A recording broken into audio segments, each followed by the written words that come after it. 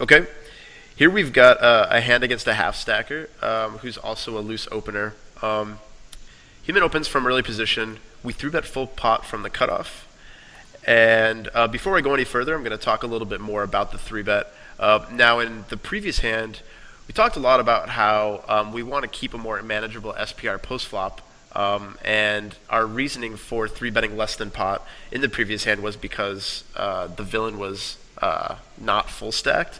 And you might think that because this player is even shorter that we would want to three bet even smaller, but I think it has, or the reason that we three bet full pot here has more to do with the fact that he's straightforward, and also the fact that when a player is this short and you three bet less than pot, you do run the risk of players behind you cold four betting lighter, or even the original raiser four betting lighter as well. And also, when you're facing a player that's more passive and more straightforward, a lot of your profit is going to come from them calling your three bet preflop and then check folding on a later street, whether that be to a C bet or to a double barrel. So you want to create more dead money that way.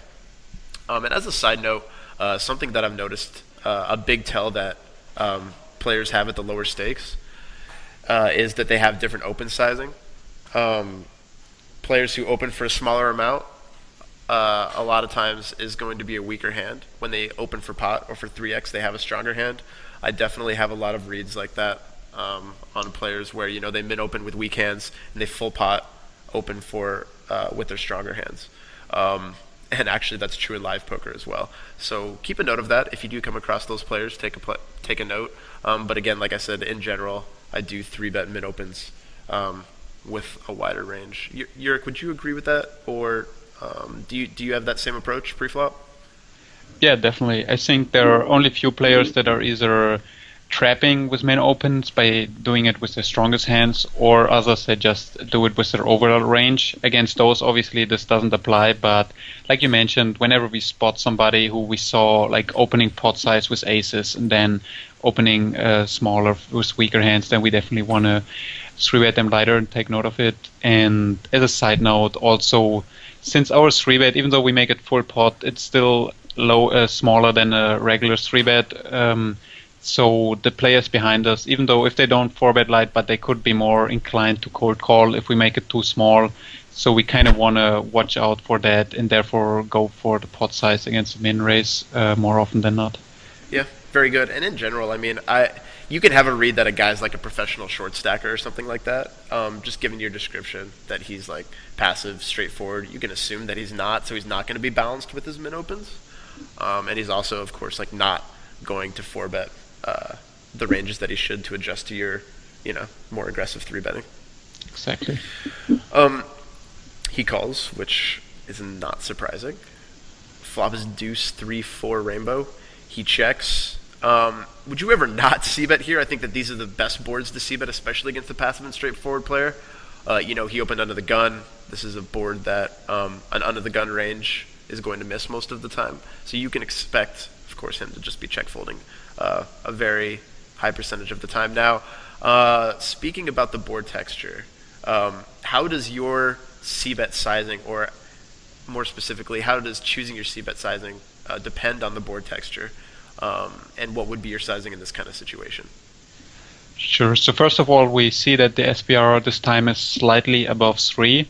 So it becomes a little difficult to play a street post-flop game.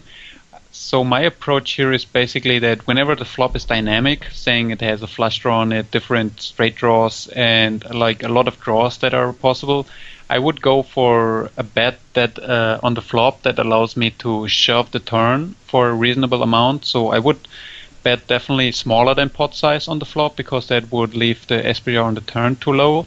But just we kind of want to induce him to peel light on the flop, like with a wide range, and then fold on the turn to a big shove, like the weaker parts of his range. So this way we maximize our fold equity and the dead money that we trap. But since this flop here is like the driest ever, we can get away with a pretty small c-bet. It doesn't have to work that often. We are pretty sure that since he's very fit to fold, that he's just going to fold anything that isn't two pair or stronger. and never bluff raising and just calling or raising with hands that have us crushed.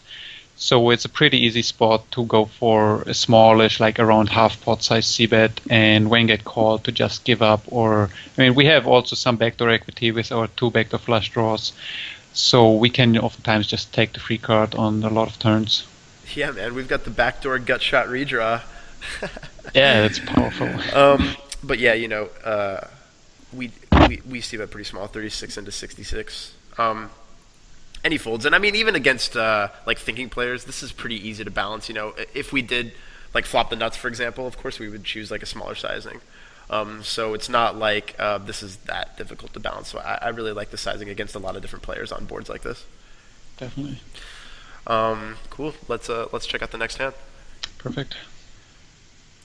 Hey, what's going on, guys? Casino Crime here. Now, if you like this video and you want more, then go ahead and click the subscribe button below right now. And if you want to join me for more of my 6 max success secrets and free video tutorials, just click the link to the right. See you inside the trainings. Good luck.